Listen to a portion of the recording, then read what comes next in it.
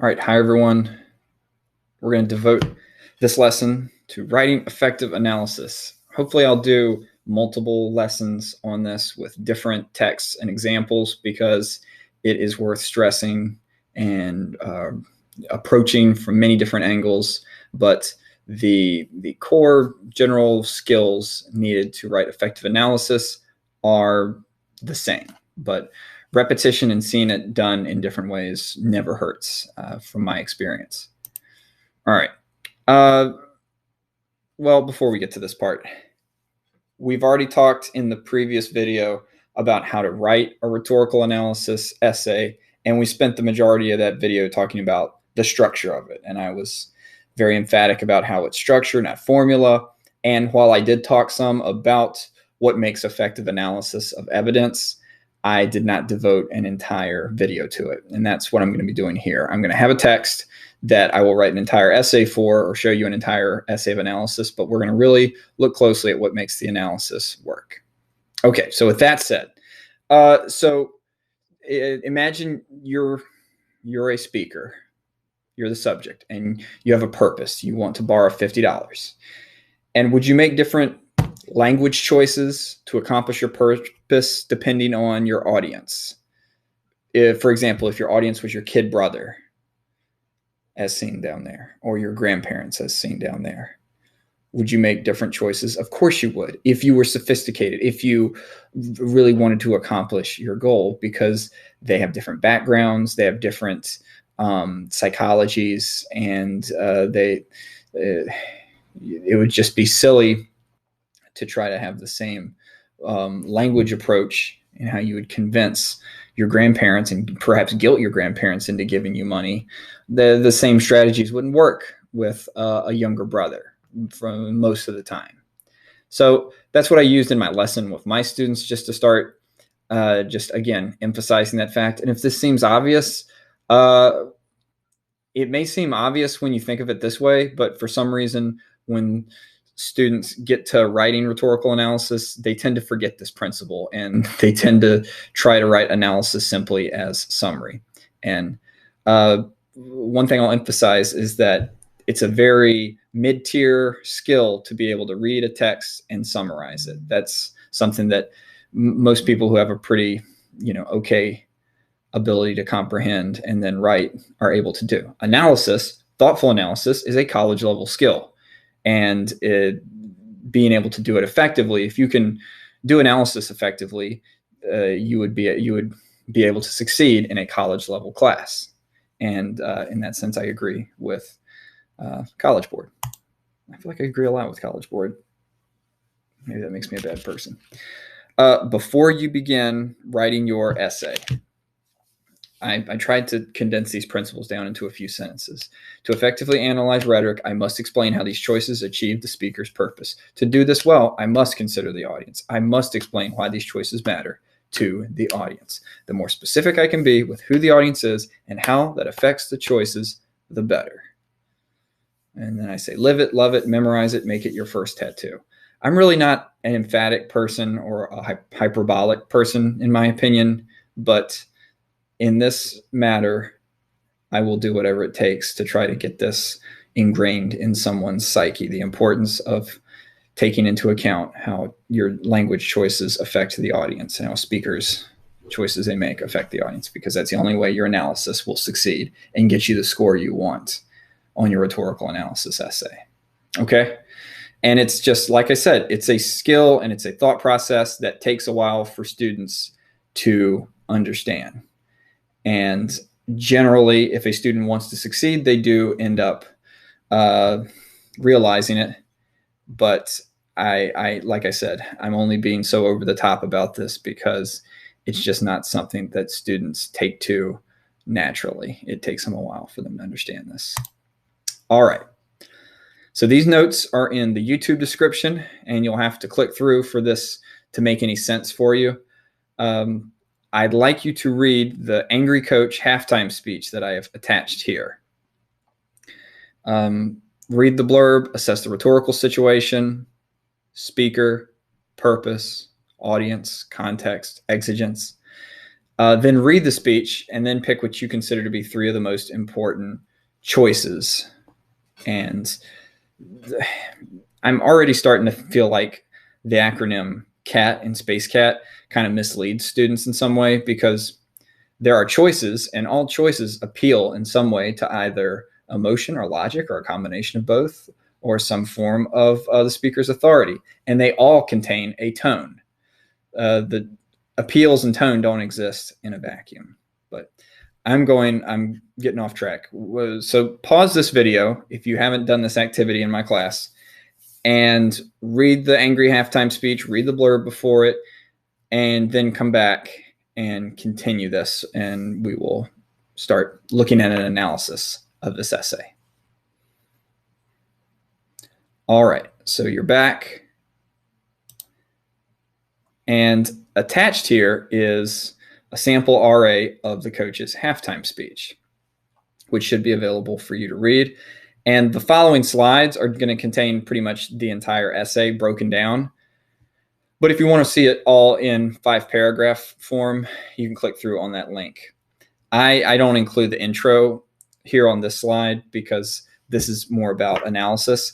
And the first part of analysis is first establishing a thesis. And your thesis should have the purpose, the speaker's purpose, and then 3 choices usually by which the speaker accomplishes it. If you're writing this in class, like I said, you probably should aim for two body paragraphs. So the thesis I came up with for the coach's halftime speech was, in order to motivate his team of high school boys to perform better in the second half, he calls out the mistakes from the first half, declares consequences for continued poor performance, and sets expectations for the team's performance in the second half. Let's real quick run it back and list out the rhetorical situation. Our speaker is Coach Smith. We always want to think, is there anything deeper about the speaker other than his name that we need to know? And yes, there is. He has 10 years of experience. That's relevant information that could inform some of his choices and make some of what he says matter more to his audience. Let's go to audience right now then. His audience, they're basketball players, obviously, but it's important to note that they're high school basketball players who are different in needs, emotional needs, and in their situation, in their life position than professional basketball players or even scholarship basketball players in college. These are high schoolers who are young, and they are more subject to perhaps emotional appeals than older and more mature and perhaps more cynical professional and college players might be. The purpose of the speech, and I wrote this speech out, this is all constructed just to make a very easy to hopefully understand analysis. But the purpose of the speech is to motivate the kids, inspire them, like I said, motivate his team of high school boys to perform better in the second half. A very easy to understand purpose, but it is a rhetorical purpose because it's requiring the audience to take part in this. So what else is there to say about it? Oh, the context. This is taking place at the end of the season. It's in the regionals. It again is a high school game.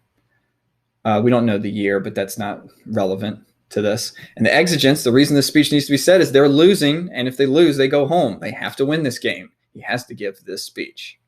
And thus, after reading the speech, you could come up with this sample's thesis that he calls out the mistakes from the first half, declares consequences for continued poor performance, and sets expectations for the team's performance in the second half.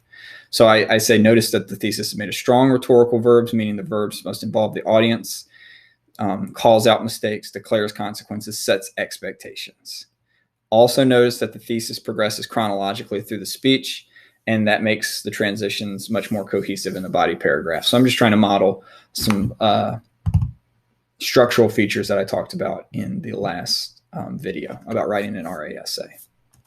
All right, so let's move on now to that first body paragraph.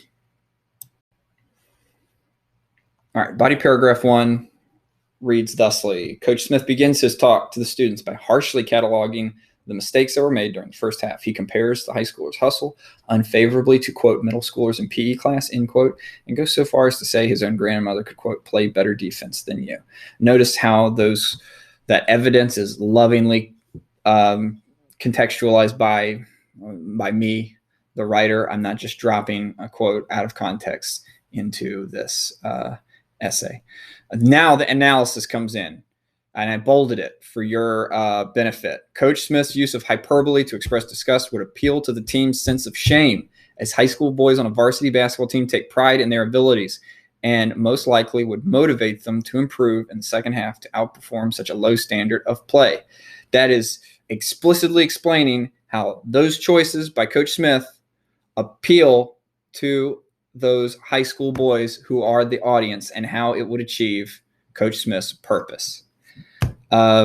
I give another example, and I'm going to now analyze that too. Coach Smith begins his speech with the phrase, quote, in all my years of coaching, which serves to establish his authority on the matter. Indeed, his extensive experience in coaching makes his commentary that much more stinging to the team.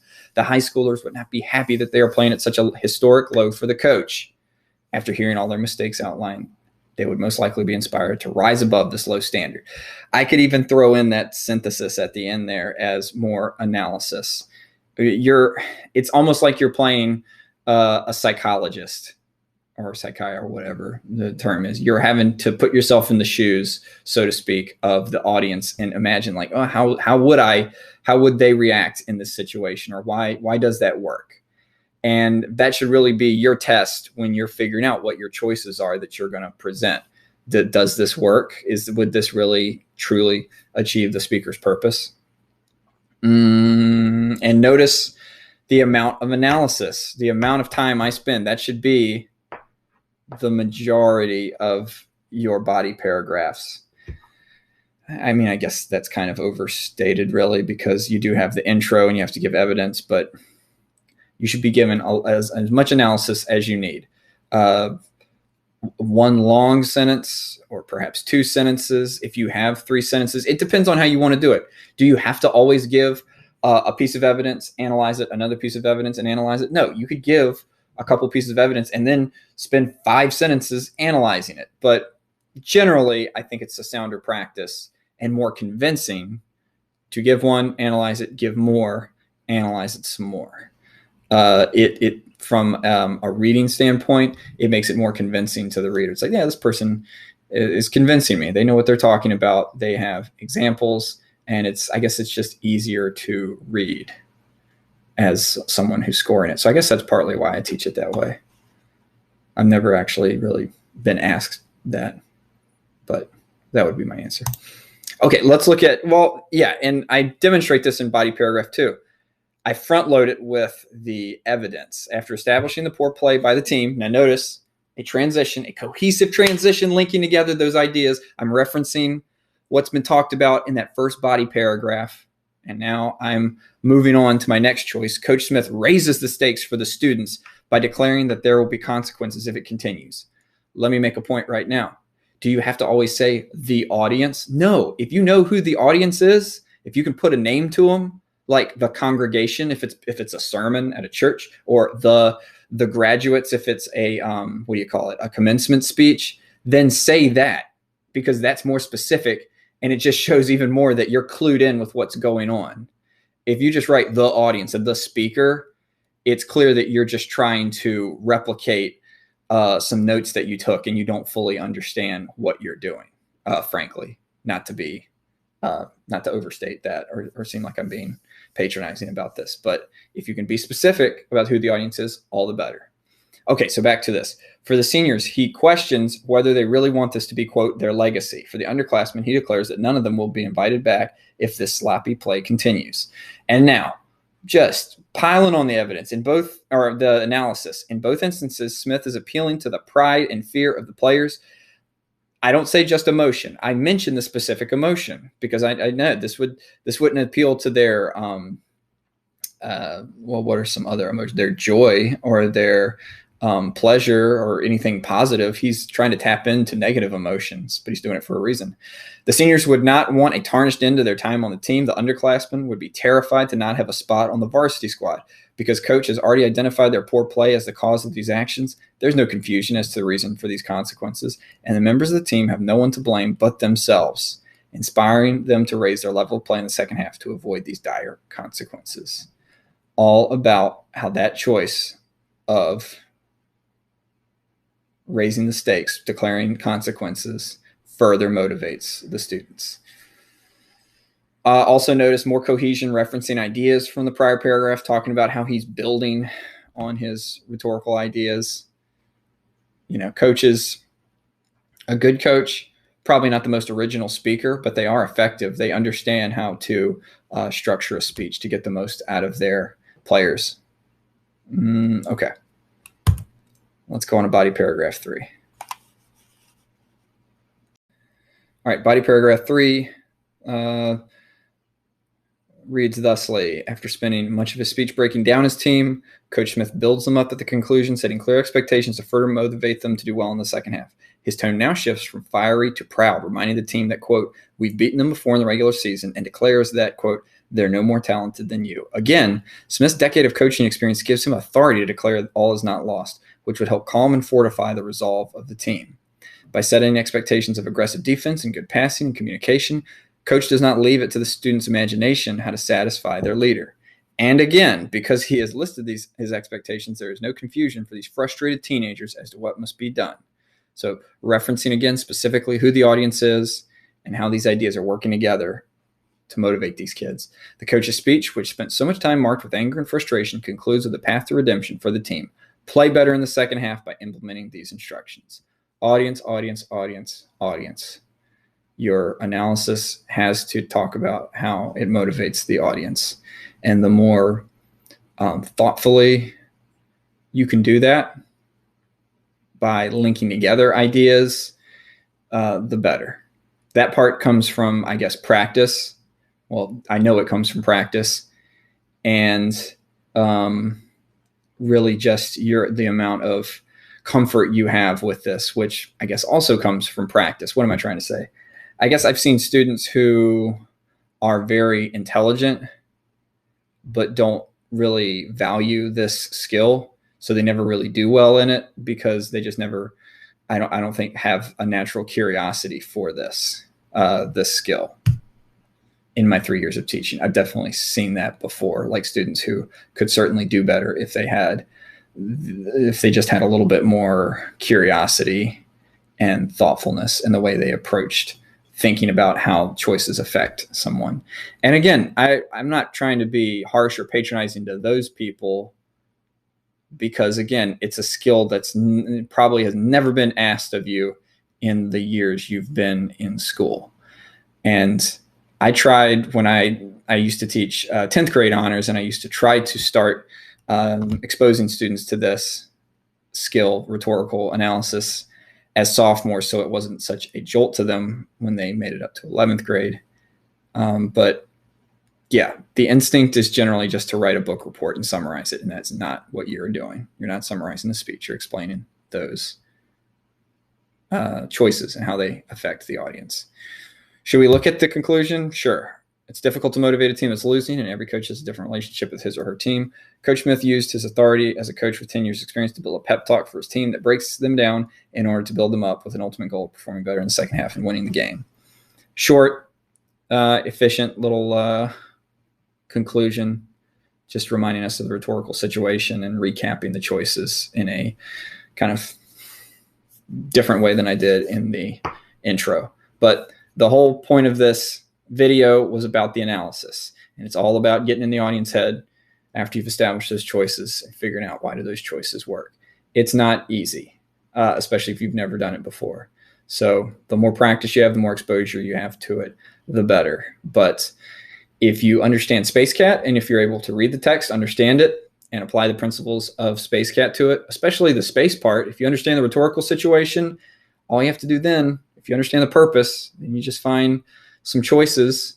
If you know what the audience is, that's the final step, is linking it, explaining how those choices achieve the purpose by affecting the audience. I guess that would be, frankly, where that triangle might be useful, but still, I'm anti-rhetorical triangle, like I've said in all the other videos. Do I need to go over? I mean, that's it. That's what this was all about. Yeah, love it, live it, memorize it. Audience, audience, audience. I plan on doing more of these with different texts. I have one that I did back in the spring about Ho Chi Minh's letter to LBJ that I'll probably re-record and put on this YouTube channel as well, just so you can see an approach with something that's a little older. I definitely would want to do a pre-20th century text as well, just for that practice, because that's a whole different skill and thinking about a different audience. It's fun though. You know what? That's what I'm going to end with. If you have like an attitude of, boy, this sucks, I hate this so much, you're probably not going to do too great ultimately, because your writing will reflect that antipathy towards this subject. And if you can just kind of lean in, if you don't like it, we'll lean into the suck, okay? And just try to embrace that in some weird way and get the most out of it. But really, I would just recommend, like, the studying rhetoric is a study of the complexity of humanity, and it can also blend well with what you're studying in U.S. history as well. A lot of times, if your teacher is teaching a lot of rhetoric from indeed the United States. So enjoy it and try to make the most out of that experience, and just never forget about the audience. All right, I will see you next time. I will shut up now.